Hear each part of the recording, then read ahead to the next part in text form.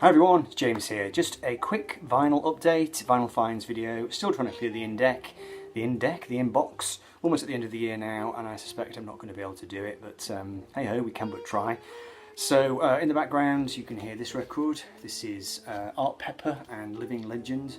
Picked this up from my regular Heightside guys last weekend. Art Pepper was a West Coast jazz musician. He started out in the Stan Kenton Big Band. I was reading about him recently. There's a book, an incredible book that I've been reading this year about John Coltrane. I'm going to try and show it and talk about it in a separate video where I talk about some of the books I've been reading this year. But in that book he was explaining about Art Pepper being one of the, I guess what you might call the post-Coltrane saxophonists. Really interesting life, you know. I mean, he went to prison a couple of times. He was a heroin user. Like I said, started out with the Stan Kenton band and then went on to play with God knows how many people, and he's got a wonderful, rich, vibrant sound. This is a beautiful record, terrible cover.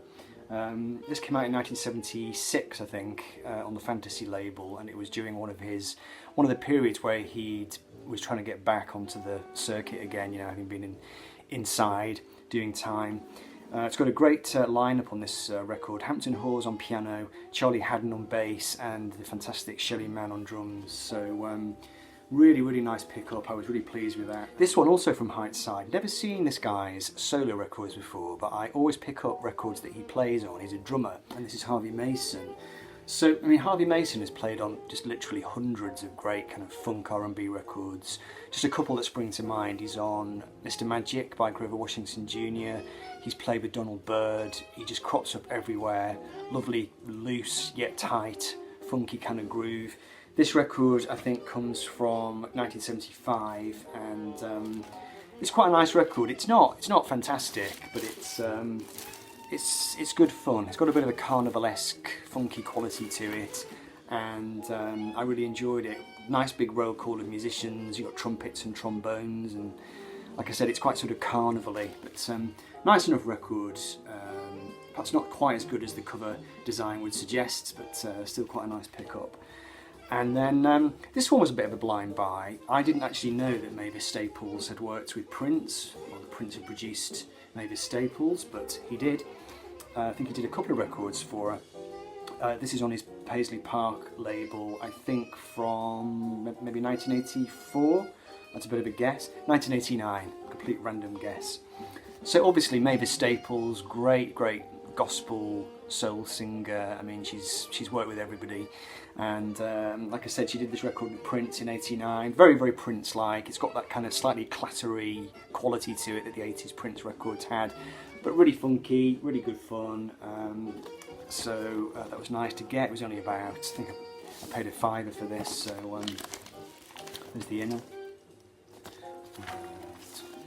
We have the label, Paisley Park Records. I think she did at least another one record with Prince after this, but I stand to be corrected. I'm not a Prince expert, but very nice.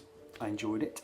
Now, 2 records now by the same band, and a while ago I did a video with John Downing, 6-inch Pianist 319, on the subject of Blue-Eyed Soul, and we both showed loads of records. Now, John showed a record, which I'll show in a minute, by this band, and I totally overlooked them when I was getting my stack together. I completely overlooked them, and I don't know why, because they've long been a favourite of mine. So I was pleased to pick up a couple more records by the Average White Band. This is Feel No Fret, and this one comes from 1979. So the Average White Band were a Scottish band. I think they were from maybe Dundee, and they were sort of the Scottish equivalents of Earth, Wind and Fire, really. They featured in their ranks the amazing bass player Hamish Stewart, who later went on to play with Paul McCartney's band, of course. And all their records are fantastic. They're kind of slinky, soulful, funky kind of grooves. John Lennon was a big fan. He praised them in one of the last interviews he ever did, actually. He said, who would have thought that such a soulful band would have come out of Scotland? So anyway, I wasn't looking for this one. I was looking for another one, but I found this one as well. The one I was looking for was the one that John showed in the video that I did with him, and it's this one, Soul Searching, which comes from 1976. It's a bit earlier, this one.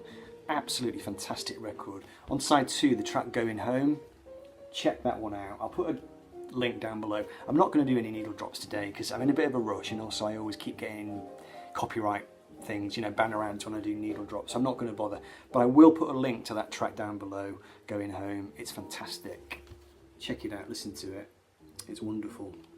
So there we go, The Average White Band, a couple of records by them. Now this next one, I think this is an original copy, and when I found this I couldn't believe it. I mean, it's in such beautiful condition.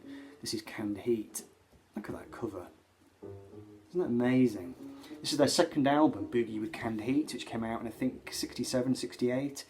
Wonderful track list. It's got their big hit Evil Woman on it. On the Road Again, Turpentine Moan, Whiskey Headed Woman.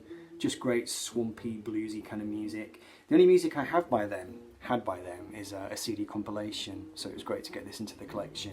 Like I said, I think it's an original, and it was just in great condition. I think I paid £15, but absolutely wonderful. Really chuffed to get that.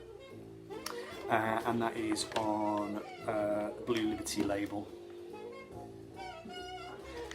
So yeah, just two more, and these are just cheap and cheerfuls really. This one was a gift actually. This one came from a friend of mine who was getting rid of some records, and I've been enjoying some madness this year, some classic madness. This is a later record by them. This is the Liberty of Norton Folgate, which came out, I think, in living memory. I might have to put the date down below because there's no date on the record.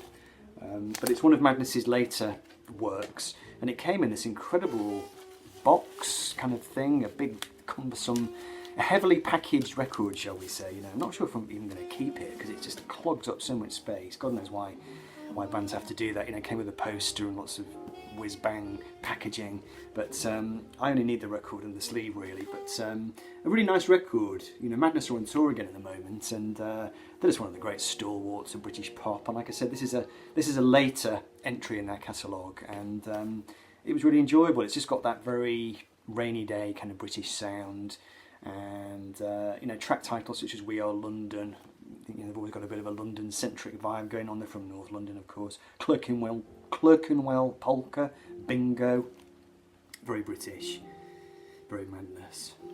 And the final one I'll show today, this one is a record that I bought years ago and then I lost it, vanished from my collection. And I know that Richard McCook is a big fan of this guy, so when I saw a copy going cheap, I just thought I'd pick it up again. This is Albert Hammond, and his album, is it just called Albert Hammond? It's on Embassy.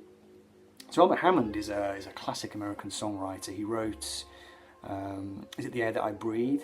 And God Knows How Many Songs for Other People. Never really became a massive household name in his own right, but he is a very clever songwriter. There's some really lovely songs on this record. On side 2, I Don't Want to Die in an Air Disaster. Quite original in his way. You know, it vanished from my collection, and I've been on the lookout for a copy ever since, so it was nice to get that. So that's your lot for now. There are more records to come. Still got some fusion records to show, which I keep meaning to get to, and I'll try and get to those, but in the meantime, that'll do for now, and I'll be back soon. Thanks for watching.